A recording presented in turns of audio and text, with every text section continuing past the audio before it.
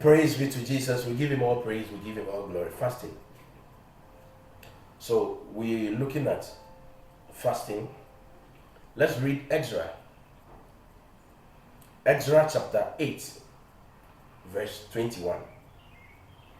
Then I proclaimed a fast there at the river of Ahava, that we might humble ourselves before our God, to seek him the right way, to seek from him the right way for us and our little ones and all our possessions.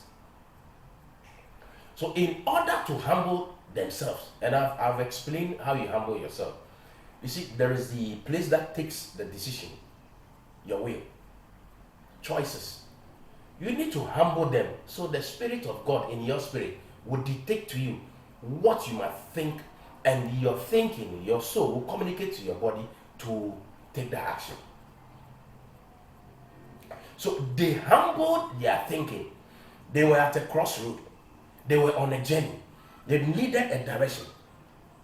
But they did not take the matter into their own hands. They humbled themselves. They silenced their soul. They disciplined so that God will give them a direction. Verse 22 of Ezra chapter 8 says, "For I was ashamed to request of the king an escort of soldiers and horsemen to help us against the enemy on the road, because we had spoken to the king, saying, the hand of our God is upon all those for good who seek him, but his power and his right are against all those who forsake him. So we fasted and prayed and entreated our God for this, and he answered our prayer." Now, they had boasted their God to their slave masters that our God is powerful, our God can protect us, our God can take us there. They didn't have their faith in men.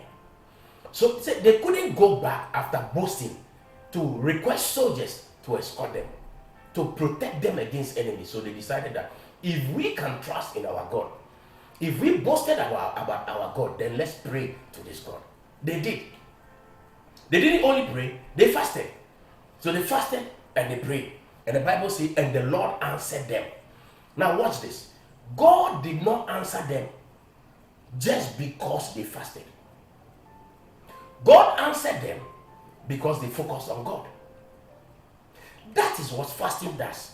So don't go fasting and thinking that, oh, because I've denied myself food, God is going to answer me.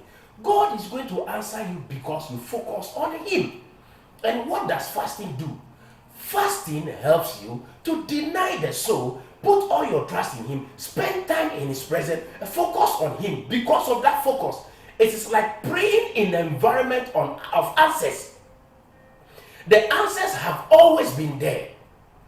The blessings, the heavens have always been open upon your life. But because of distractions, you have lost focus, and then you are focusing on the things of the world.